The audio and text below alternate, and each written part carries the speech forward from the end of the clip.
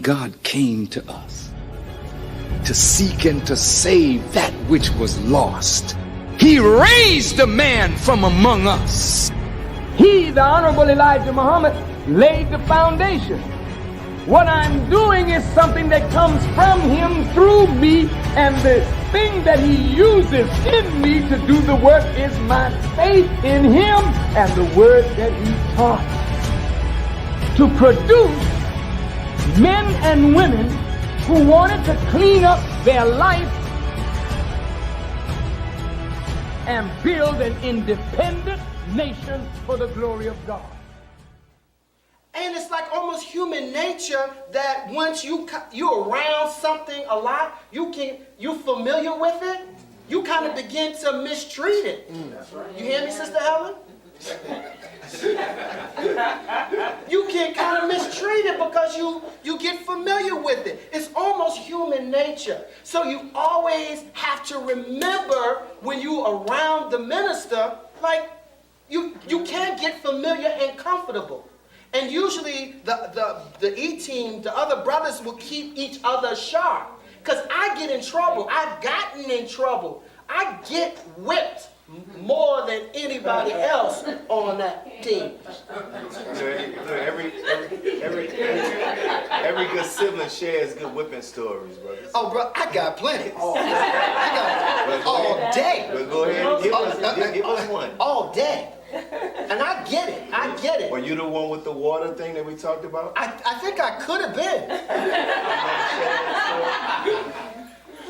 You want to share what you remember? I get to chastise. I got so many of those. Okay. But back this humanity, divinity thing is something very, like, we have to, like, really study that. We have to study it.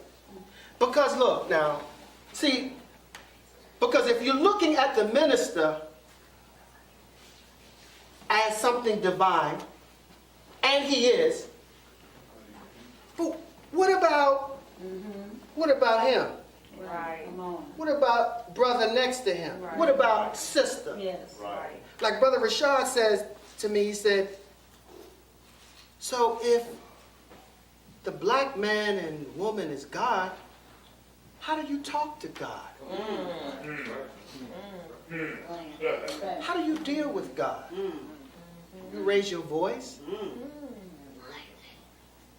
See, it's one thing to talk like, yeah, the minister, but what about how we treat one another? That's right. That's right. So how could I be in the suite faking it with the minister and treat brother in the back disrespectful? Right. Come on. That's right. Come on. How can we do that? That's not right. Especially those of us who serve close to the minister. You have to begin to take on his way. Yes, sir. He doesn't allow you to be around him just to be around him.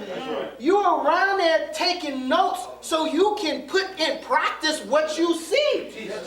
Go ahead. Teach. So, we have believers, we got to treat one another better. Yes, sir. One another better. And that's what really would make the minister smile. We know that we have crossed over from death to life when there's love for the brotherhood and the sisterhood. Right. Yes, sir. And that's kind of like what I feel here at 46.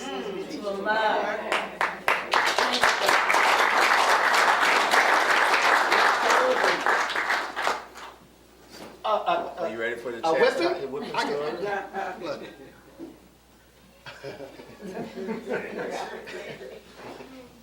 Hey, look. This is gonna be good. Oh, it's so many. It's so many. One of the last ones I got, because I kind of forget. I'm getting old. But, I work for the minister. I do whatever he asks me. I shine a shoe or get his coat. But oftentimes I help facilitate when a minister may get with a celebrity or a rapper.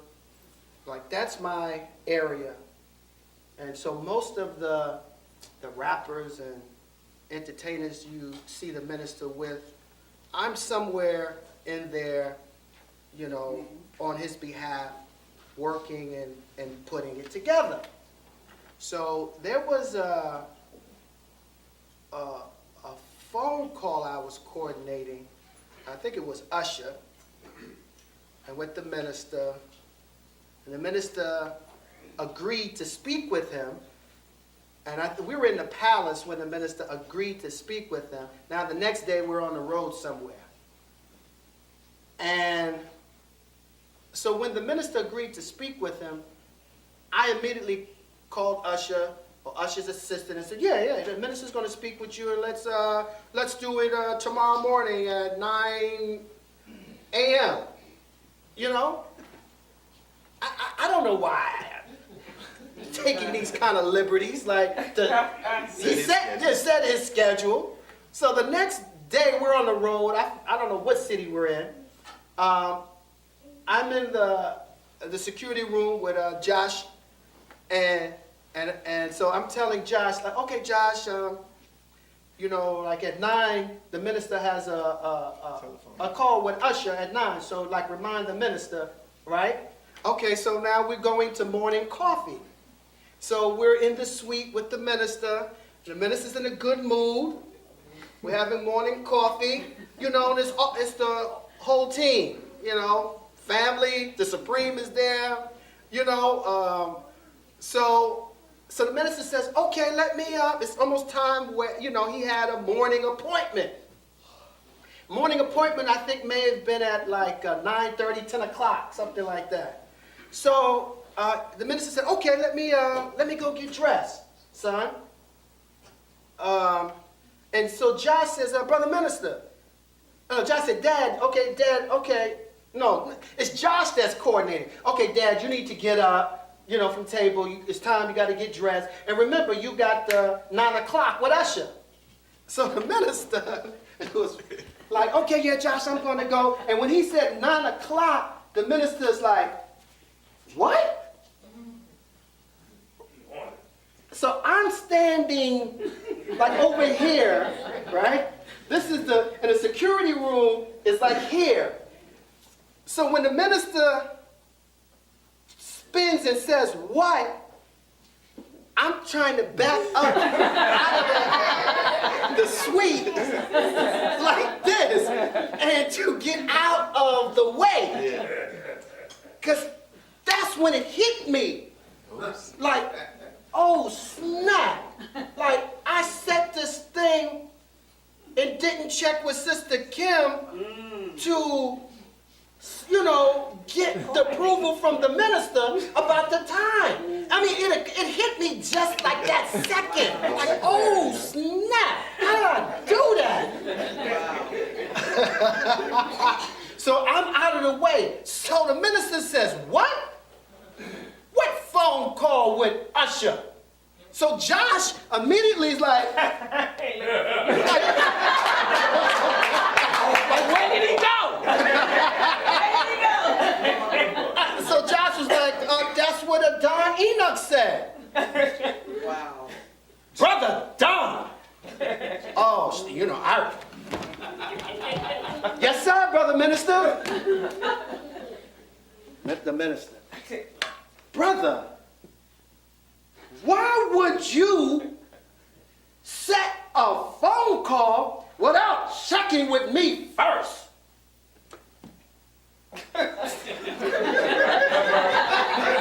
Y'all can see?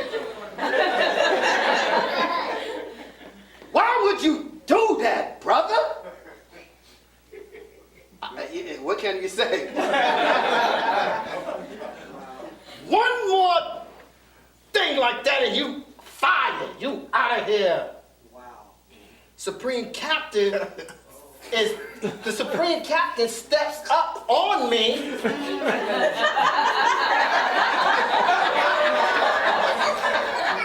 That's exactly the height thing. Right. And he's looking, checking to see how you're taking this upbraiding.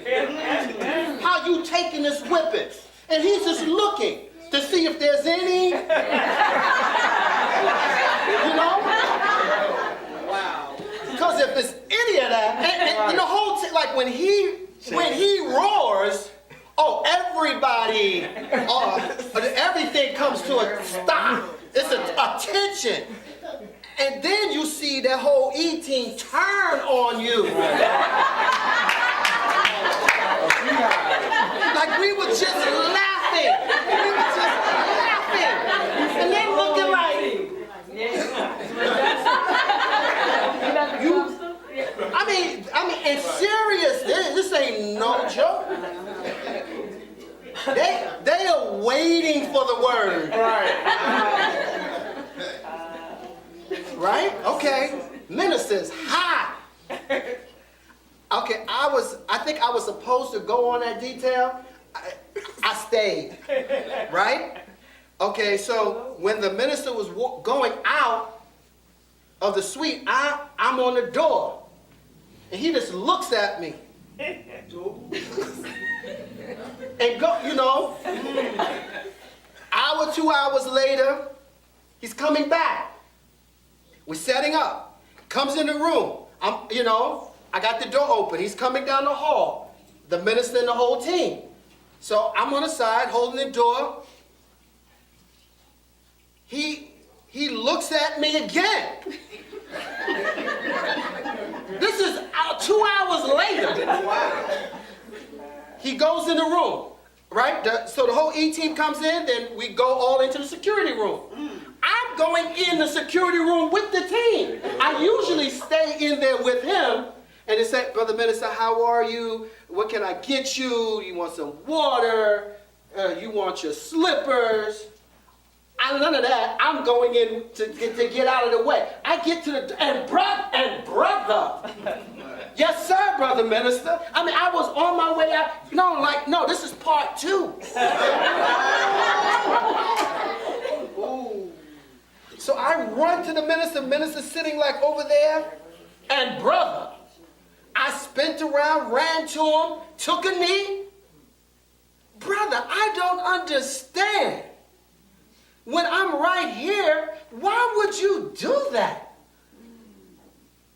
I'm not getting into no dumb explanations like yo, I bugged out and I just said, please forgive me, sir. I will not do that again. You were forgiven, but why would you do it? You were forgiven, but why would you do it? I just kept my head down like, yes, sir, I won't do that no more, sir. I won't do it again. I won't do it again.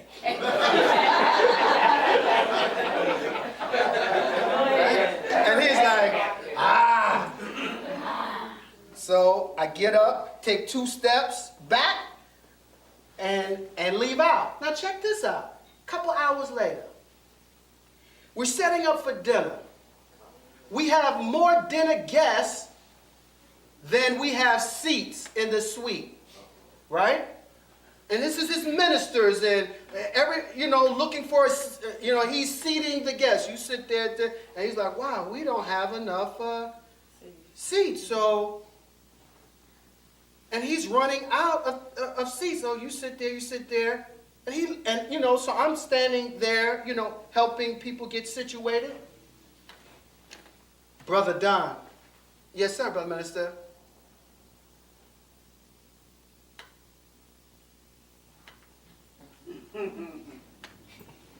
I said, me? He said, I'm asking you to sit.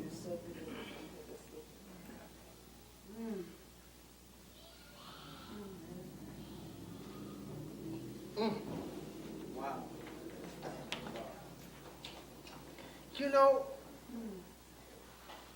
Here he got his student ministers standing. He tells me to sit. Yeah, I whipped you earlier. Right. I love you, boy. Sit down. Get some soup. Wow.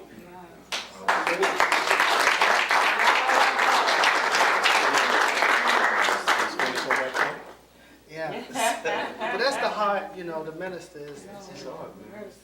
And that's one of that's one of the reasons why we want to have these type of settings. So, you know, it's one thing for me to talk about it, but it's another thing for somebody who actually experienced it, right? Yeah. You know, so you used the word enigma earlier. So you just imagine a person that is like myself or somebody, I'm talking about what I heard somebody say about an enigma. They're like, okay. But for somebody who actually experienced this from this man, and we'll make a transition to about 3 more questions and we'll start opening up. Like you mentioned that you also have been, you know, when the minister is meeting with celebrities and things like that, and you play a role in assisting him to do so. And I just want to, if you can talk, there's a lot that we can't talk about, but I want 2 specifically. Let's start off with how you set up.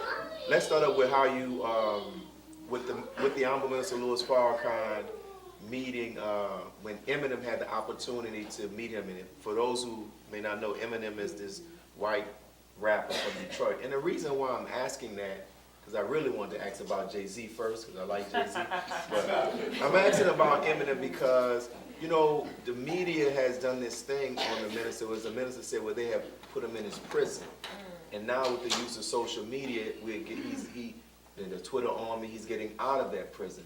But people have this thing where they think like the minister is this hateful person of white people or Jews or whoever, right? So can you talk about how that was facilitated and what you can share about the meeting, the dinner that they had? Eminem. Yeah. Yeah.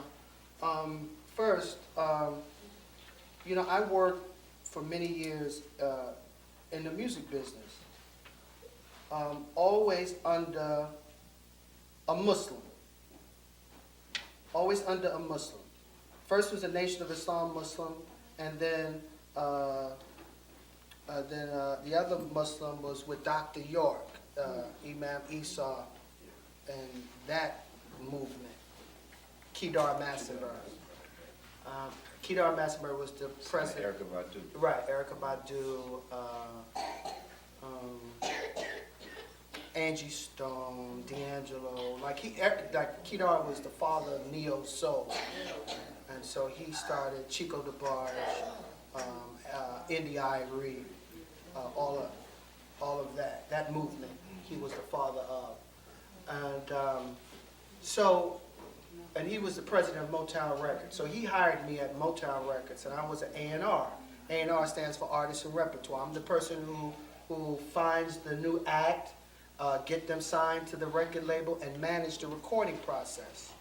Now, I did not know when I was in the music business that my sole purpose for being in the music business was to get this information on the music business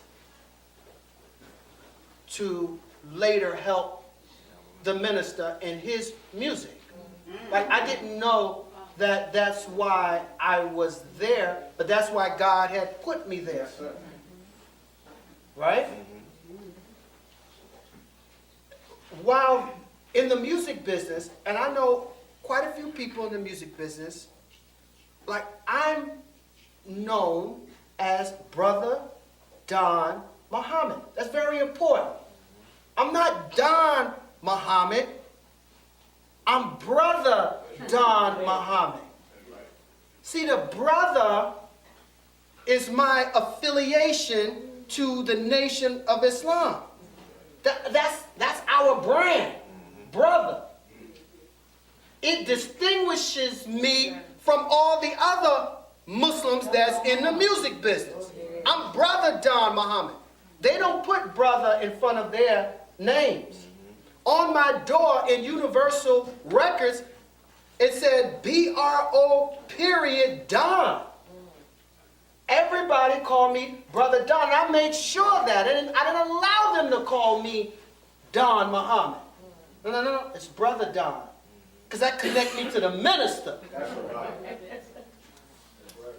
So, what relations I have,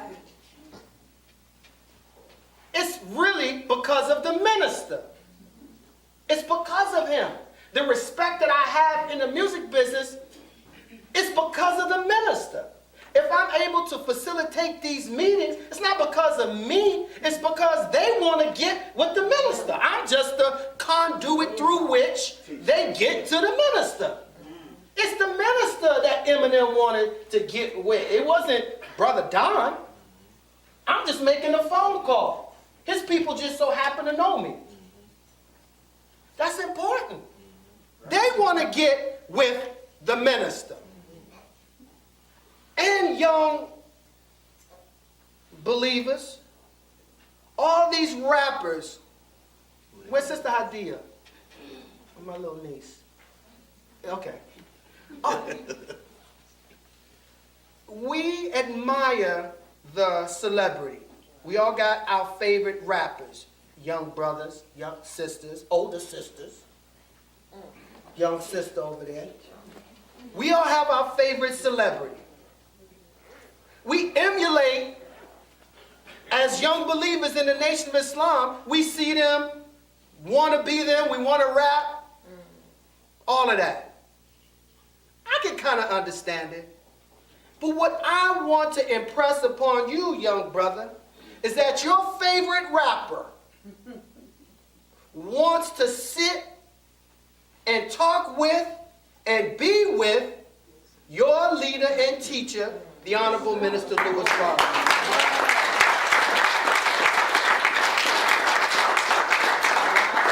So why are we wanting to be like them when they really want to be like us? Come on. They want to be like us. They want to sit with him. That's right. And I see it all the time. All the time. So, we were in Detroit. I forgot what brought us there. I don't know if it was Savings there. For justice. Justice or else. 10-10-15. We was on the tour. And we were in Detroit. I reached out. He has two managers. He got the big Jew, Paul Rosenberg, and this white girl. And the white girl kind of handles his social agenda. Paul Rosenberg handles the big stuff. The music stuff, I should say. The music stuff. So I reached out to the white girl. Hey, Brother Don, hey. Hey, look, you know, we're in the city. We're in Detroit. Why don't you check with M and see if him and Paul, you all would like to come and have dinner with the minister? Sure, Brother Don, I'll check. She checked. She got back to me. And we had to kind of figure out the time because he had an engagement, what have you. So, like, yeah, but the response was, sure. He and Paul wants to come and meet the minister. So we worked it out the time. They came into the hotel through a back way. The FOI, the E-team facilitated, got him up to the suite. He met the minister, and the minister is a gracious host. He's a gracious host. And M sat down to the table with the other guests and had a wonderful Muslim meal and ate all his food and scraped the plate. Yeah, and the manager, who is Jewish, you know, he was right there next to him, and they were looking at the minister like wow, this is him. Right. And they had very warm, kind, you know, table talk. Afterwards, took some pictures. Minister greeted. Minister offered him to come to visit the farm. You know, when his schedule permits. He hasn't taken advantage of it yet, and you know, it was beautiful. And so we thank you for sharing that. And we talked about, but the minister talked about publicly how he had the conversation with Jay-Z after listening to the album 444 by his I think it's his grandchildren were telling him about it. So you shared with me how that came about. Can you share with everybody else? Yes. So the minister calls me, and you never get used to a phone call from the minister. Never, never, never, never. Never ever. Never ever. So, sister, it pops up base 1. And so, of course, it's Sister Kim. Assalamualaikum, Brother Don. Yes, ma'am. Hold for the minister. Like, oh, snap. Like, hell, like, what? Hey, turn that TV, Yes, sir. Assalamualaikum, Brother Minister. Well, and it's because you don't know why you're being called. What did you do? That's the first thing. Like, oh, Allah, like, what did I do? So you're waiting to hear his wa alaikum salam. However he gives that, it lets you know what the temperature of this call. Wow. So you're waiting to, for that. And it's something that you don't ever get used to. We got it the other day. Sister Helen and I were in the movie theater, and the phone vibrate. I'm like, oh man, it's the office. Yes. Sister Kim. Hey, somebody, Brother Don, where are you? I'm in the movie theater. Step out. Yes, ma'am. All right, I'll be back. I go out theater. The time I get out, my phone is ringing again. Yes, ma'am. Brother Minister? Yes. He's on. Assalamu alaikum, Brother Minister. Wa alaikum salam. Brother, tell me, how did this thing come up? Because I was coordinating something for him. I said, and he said, brother, he said, and give it to me straight. Do not add or take away from it. I was like, oh, Lord. Let me go sit down. So immediately you just start stammering. Well, Brother Minister, it went like this. And I got through it, like I wasn't in trouble, but I was coordinating something, and he wanted to know, like, how it came about. It's not the Jay-Z thing, this is something else. Yeah, and he just wanted to know. So I explained it to him. He said, okay, all right. And you can tell, like, his whole disposition, like, it lightened. And then we kind of got to normal, like, talk. But,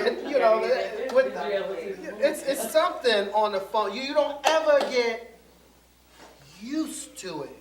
It's always oh, snap, like, what, And Helen is like, wait, oh, you gotta, let's do it. Oh, let's sit down. It's something. And look, so I get a call, and he's like, Brother Don. So he's upbeat. So I'm smiling. Yes, sir, Brother Minister. And you can tell he's smiling and he's in a good mood.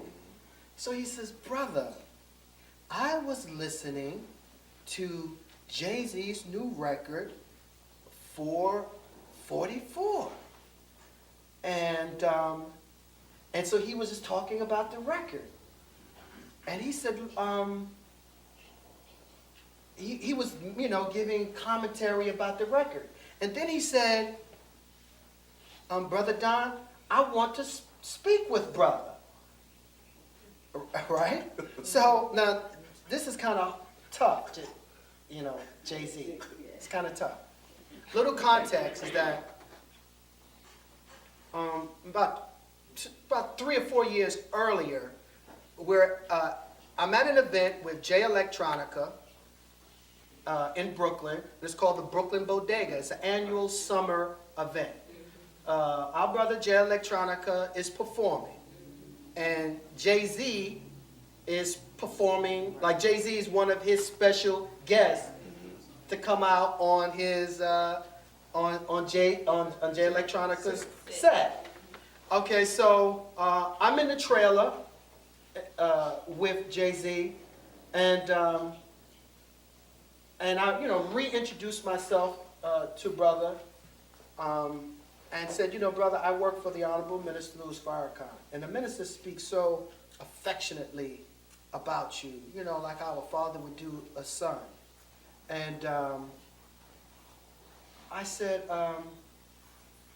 would you be open to like meeting with the minister, you know, offline, you know, wherever at your discretion? So he paused and said, like, he said, when it's time, like, it will happen. And that wasn't the response I wanted. Yeah. But I was like, okay, all right. And then he said, you know his son is one of my best friends. And I said, the Supreme Captain, Brother Mustafa. He said, yes. And I said, yes, sir. And I left it like that. Okay, now, let's fast forward. I'm on a call with the minister. It's 3-4 years later. Now the minister is asking, he never asked before. He didn't ask me that time. The minister didn't say, Don, I want to meet with Jay-Z, and that's why. I was doing that on my own. So I'm thinking about what happened before when I spoke to Jay-Z. Now, I know Jay-Z's cousin, who was one of the founding members of Rockefeller, Beehive. He and I talk frequently. Matter of fact, when the minister was on the Breakfast Club, Beehive reached out to Charlemagne to say, look, I want to connect me with the minister. And Charlemagne said, I'm going to connect you with Brother Don. And we began a rapport. So when the minister asked, silly me, dumb me, I was like, Brother Minister, I'm making excuses. Brother Minister, you may, like if you, whatever you want to say to him, and like if you record it, I may be able to get the tape to him. Right, see your face, sister? Right, that's what I got from the minister on the phone. Because the minister didn't say anything. And I'm sure the minister looked at the phone like, what? What is this fool saying? And I immediately picked up on it and said, yes, sir. I'll get right on it, sir. Then he said, okay, yes, sir. Thank you. Thank you. Assalamu alaikum. Like he was waiting for my brain to kick in. Like he knew, like I bugged out for a moment. And like, okay, I'm going to wait. I'm waiting. Wait. Oh, okay, you got it? Like, oh, yes, sir. Yes, sir. Okay, assalamu alaikum. I immediately called Beehive. Yo, B. The minister just listened to 444 and he wants to speak to your cousin. Beehive said, stand by. Beehive calls me back and says, Jay said, thank the minister for listening, and he'll speak to him tomorrow morning, because it was in the evening at that point, and Jay was in LA. So I called Sister Kim back. You didn't make that same mistake. No. So I called Sister Kim back to get a time for the next morning. The minister was going to be in a laborers meeting at the salon. So the minister asked, he sent word through Sister Kim to find out what time was good for Jay. So it came back that 9 a.m., it was 9 a.m. East Coast time, 10 a.m. Chicago time, and a reverse? Yes. It should have been 7 a.m. No, excuse me. It was noon East Coast, 11 o'clock. 11 Chicago. What time in LA? It'd be 9. 9 in LA. So Jay-Z said 9. It was 12 for me, 11 for Chicago. Right? So that's what we had coordinated for the next morning.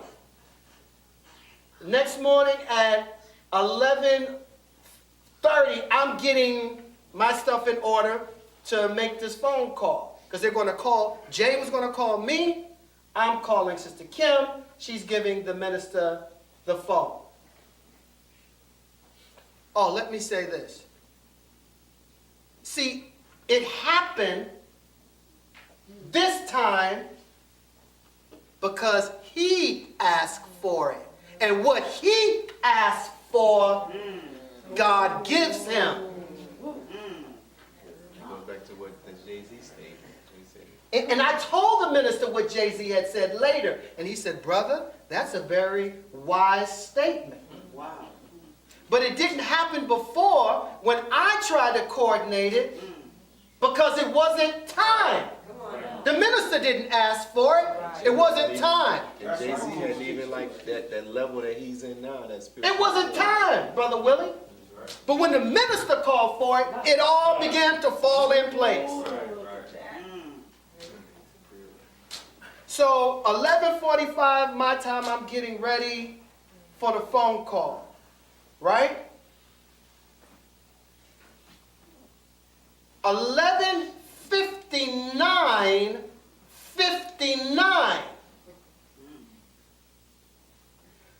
I'm looking at the countdown from 11:45 a.m. to noon. When my phone got to 11:59 seconds, when the thing turned 12, my phone was vibrating. Wow. From brother Jay-Z. On time, man. On time. He was anxious. He had to have been waiting to make the phone call. No way that my phone would have rang right as soon as it said 12 o'clock, 0 seconds. It was not 10 seconds later, not 12:01, but when it says 12 o'clock zeros, it was vibrating from an unknown number, and I knew it was him. Yes, brother. Sean, yes, brother. How are you? Fine, brother. This is Brother Don. Hold on, sir. Time. So they had a wonderful talk. A wonderful chat. And the minister was breaking down his lyrics. And he was laughing. He was like, oh. He says, you really listen to it. You got it. You got it. He says, my people, they don't get it yet. Minister started breaking down 444 and what it meant. Minister said, I don't know what it means to you, but let me tell you what I get from the 444. And Jay started laughing. He says, yes, that's it. It's about new birth and spirituality. Oh, man, the minister laid that piece out. And he thanked the minister. He thanked the minister for his time taking the call. And the minister, of course, he said, well, brother, I would love, whenever your schedule permit, to meet you formally. And he was like, yes, yeah, let's do it. So it was a beautiful call, brother. A beautiful call. The minister talked about, and you hear the minister say, okay. Yeah. No, right. What I don't forget how the line goes, Sister Hammond. We always saying it at home. It's something. Jay-Z. Well, you think I'm not black. I'm not black. I'm OJ. Yeah. Okay. Oh, so the minister told him that Jay-Z fell out. Oh, he laughed, man. He said, wow. And the minister says, well, what's better than one billionaire? And the minister says, two, especially if they're of the same hue as you. And Jay laughed again. He said, man, you really listen. He was blown away by the Honorable Minister Louis Farrakhan.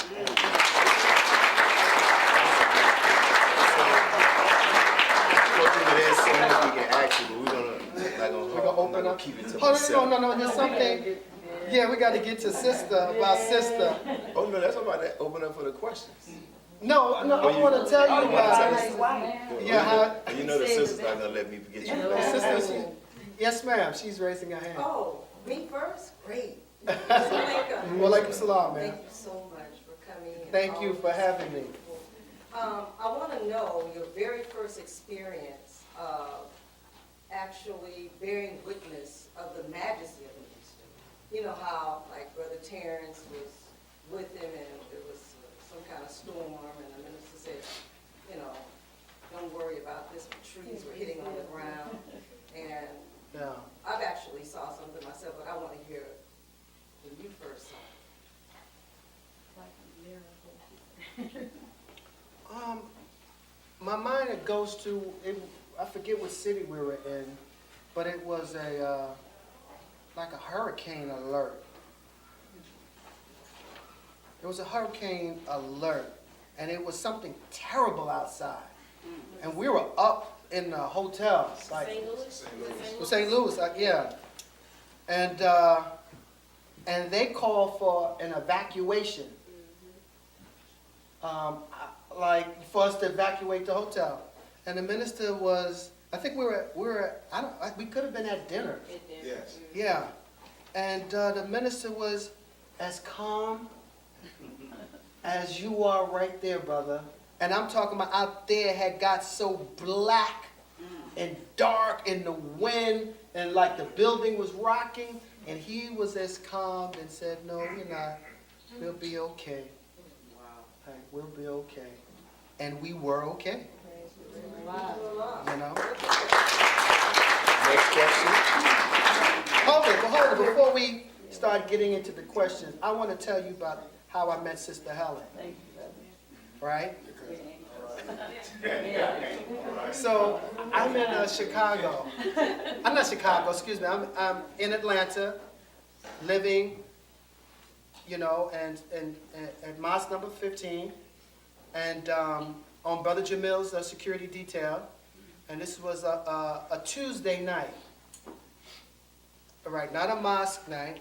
And so we go to one of Brother Jamil's favorite restaurants. It was a Caribbean restaurant. Like downtown Atlanta. And I think it was called the Caribbean Restaurant. Brother Jamil and I are at a booth, and Sister Helen is standing in line to, making an order for takeout. So she's standing right by our table. So Brother Jamil strikes up a conversation with Sister.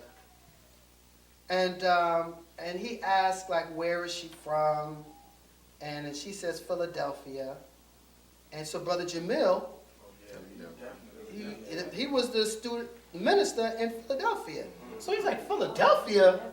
Like where? I'm from Philly. Then she said, well, I'm not really from Philly. I'm from a little town outside of Philadelphia. You never heard of it. It's called Norristown. And I said, I know exactly Norristown. I've been there twice. I used to date a girl from Norristown. She was Miss South Carolina State. And I said, her name was Lois Corley. Do you know her? She says, she was my best friend in high school. Wow. I said, really? She said, she lives across the street from me. I said, well, I've been at Lois Corley's house a couple times. I've probably seen your house. So, like, I thought that was just really, yeah, like it was interesting, like, you know, of all the people. So, you know, it was light talk. So she got her food.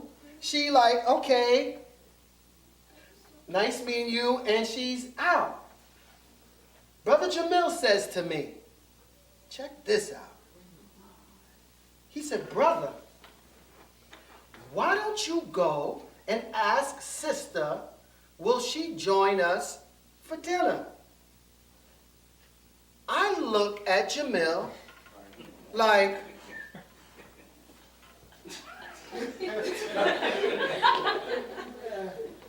let me tell you my look and the reason. In my mind, I'm like, she ain't young and hot and exotic. In my mind, I don't say it. In my mind, Jamil looks at me and says, brother, that sister, as if reading my mind, says, brother, that sister may turn out to be your best friend in life. And when he said it, it resonated with me so, Brother Pat, that I got up and went to get her. She was at her car getting in. And I said, excuse me. She turned around and I said, would you care to join us? And she looked and said, okay. And she came in and she sat down and she joined us. So we talked. I got her number. She was a student at Spelman. And I was going to invite her out to the mosque. That was a Tuesday. That Saturday, the minister was in New York at the Apollo Theater doing this Betty Shabazz benefit. And we pulled it down via satellite at this church in Atlanta. I called Sister and invited her, and she said that she would come out. She came out. The next day, Sunday, I called Sister again, invited her to come to the mosque meeting. 19 Ashby Street, Brother Carlos. And she came. Not only did she come, but she accepted the teachings that day. Oh, wow.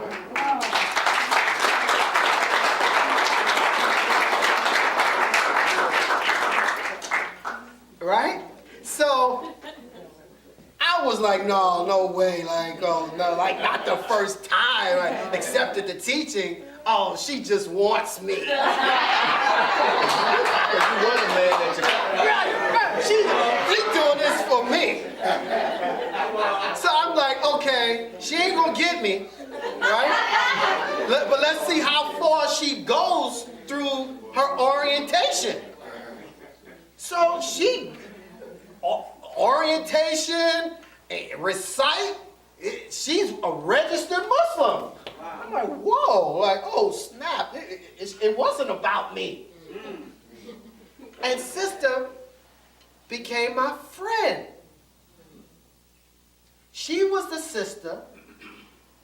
I wasn't interested in marrying Sister.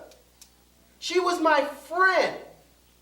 She was a sister that fed me when I was hungry in Atlanta, and when I was trying to get away from the brothers, the captain, I could go and Sister would allow me to sit down and go to sleep in a place and feed me. And that was it. And she was kind to me.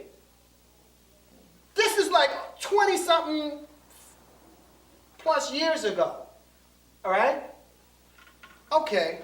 Every Ramadan, like maybe 16 years into the relationship, she's just my best friend. I tell her all my business. All my business. I know she loved me. But I knew that, like, yo, sis, you don't want, I will wreck your life, sister. I will, And she was just as kind and, like, and was a friend. Every Ramadan, when I call myself getting real serious, I say to myself, you got to get married. You got to get married. And so I'm running through my mind of all the sisters I know that I'm semi-interested in. Sister will come up in there somewhere, and I would dismiss it. Oh, no, like, that's my friend. No way. To myself. This is like 3-4 Ramadans in a row. So, like, maybe the 4th Ramadan, it says, a conversation with myself, well, who's the sweetest woman you know? Immediately, she was at the top of the list. I still resisted it. Right? She ain't young and hot. Then it says to me, I thought you was deeper than that. Oh, you're Enoch and you walking with God? You're thinking like a savage. You're thinking low. How come you don't reflect the thinking of God? Ain't God teaching you better than this? I'm like, ooh, damn. With myself. Right? Yeah, by the next Ramadan came around, I am like, oh, well, I'm going to do this with sister, but I ain't telling her.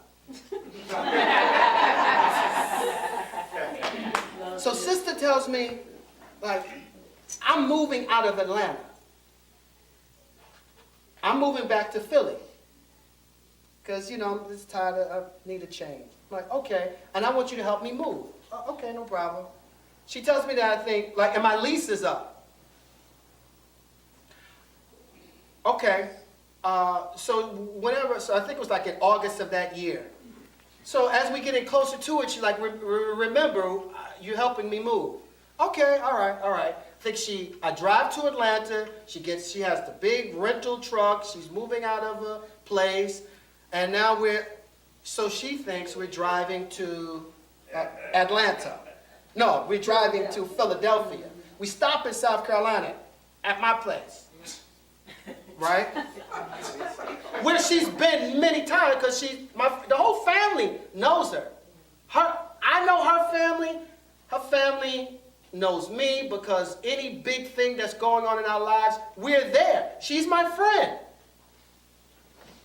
We stop South Carolina. The next morning, she think, okay, we're going to be on our way to Philly. We go to I got something to do at the courthouse. I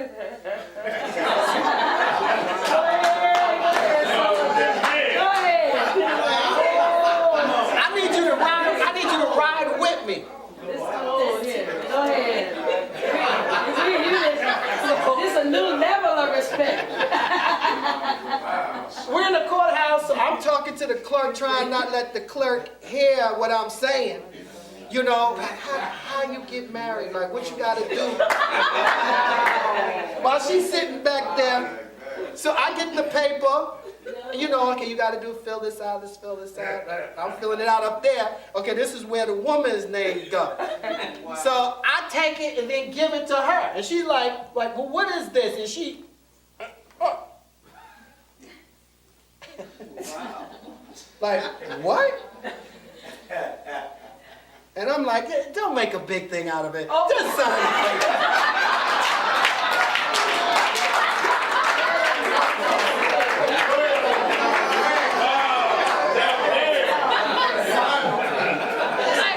Like, yo, save me the drama. I don't want no tears and all that. Yo, you got it. And so I was told, she didn't know that I was moving all that stuff into my house. Wow. Like I wasn't letting her go to no Philadelphia.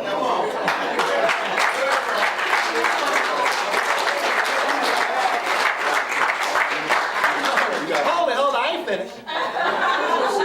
That woman cooked too good. See that she seduced me with that food, sisters, you hear me? I was not letting her go. Because during Ramadan, you know, the older you get, the more important food becomes and everything else dissipates. So I began to ask myself, okay, what do you absolutely need? So I said, I need a peaceful, tranquil house. Right. I need peace in the house, and I need good food.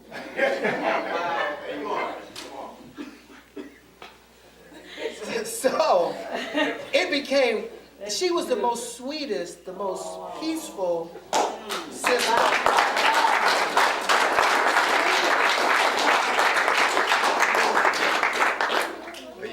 I think I'm finished. Like baby saying, we finished or we done? But How long have y'all been married? Last week? No. 6 years? We stopped counting. Because I've been knowing her forever, and the friendship is just...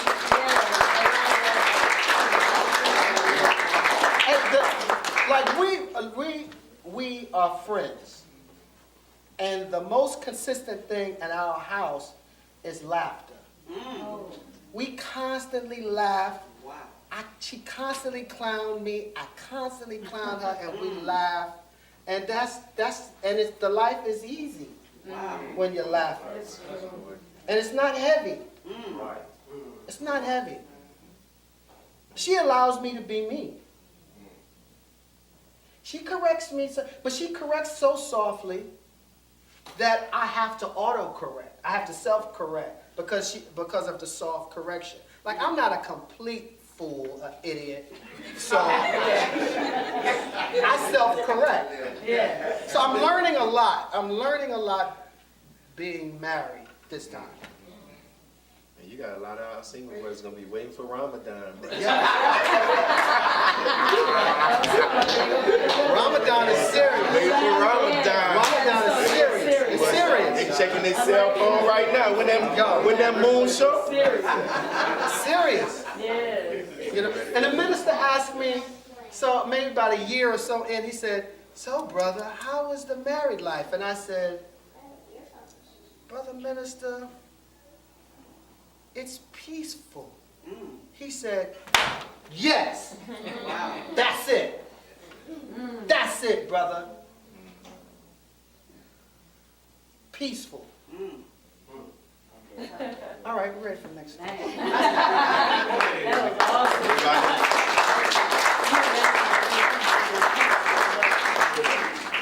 Single brothers might start getting meals, man.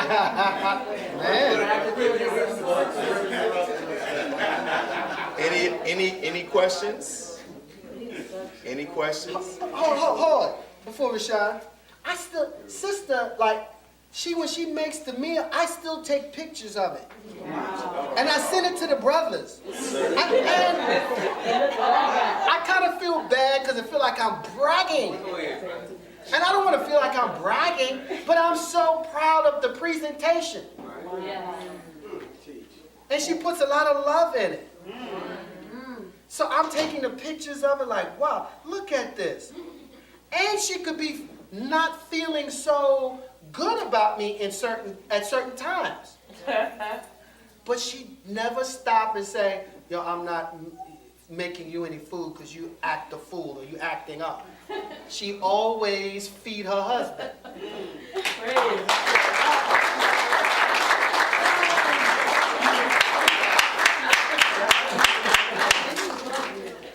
Brother Rashad. The question that comes to mind is the minister and his music. Ooh. You know, music is a universal language. It also has healing properties. And when you come into the music project, to his ministry in music, could you share with the believers what you've learned of his expression based on his gift that he's giving back to you? Oh boy. That's a whole another hour. The minister and his music. No, that's a series of lectures. The minister, the music further bears witness to his godhood. The minister was as a young boy, the minister was, what do they call those children? Prodigy. A prodigy on the violin. The minister's mother gave him the violin and Brother Alvin the piano. And at first the minister didn't like the violin. And he said that, because he didn't think it was cool. And he said that when walking home sometimes with the violin, he would put the violin under his arm and carry it, like it was a horn or something, But the minister, as a child, was a prodigy. And the violin is the most difficult instrument to master, to play. And they say that because you hold it close, like it emotes the heart, and there's significance to this, and it has to be studied. The minister and the violin, and David as the chief musician of the Lord. He was the warrior king and chief musician of the Lord. And when he first met the Most Honorable Elijah Muhammad, the first time that they met, and he says the Most Honorable Elijah Muhammad was working his way around the table after the dinner was over, that he said to him that you remind me of David. So the minister was this child prodigy and exceptional on the violin, and even was on a very, very popular amateur hour show called the Ted Mack Show, as a young boy. And you can find that footage on YouTube. Yes, right. So he was exceptional on the violin. And as he got older, the minister, became quite the calypso star, and was really on his way to becoming like a Harry Belafonte and bigger. Right. He was on his way when now in the mosque, the instruction was given for all the musicians to leave music. But the instruction really wasn't for everybody. Let's switch this. Okay, we're going to switch so it. We're going to pick up where the minister.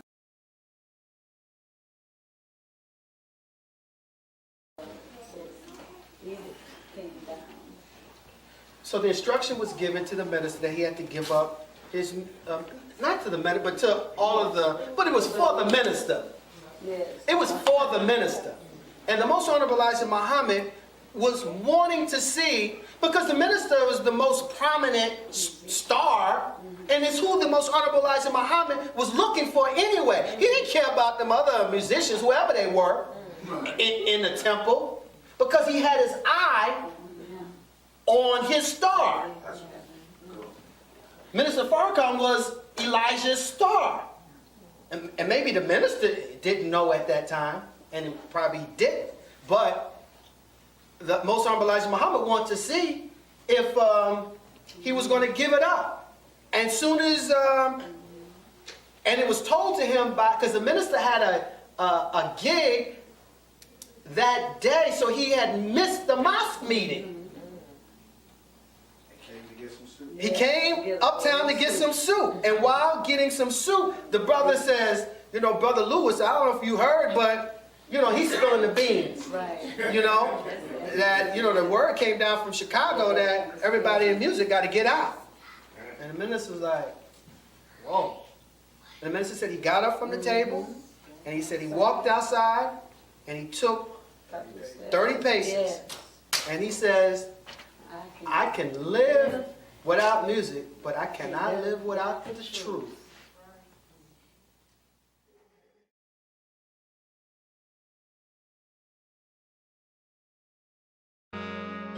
Be a part of the force that powers truth in journalism.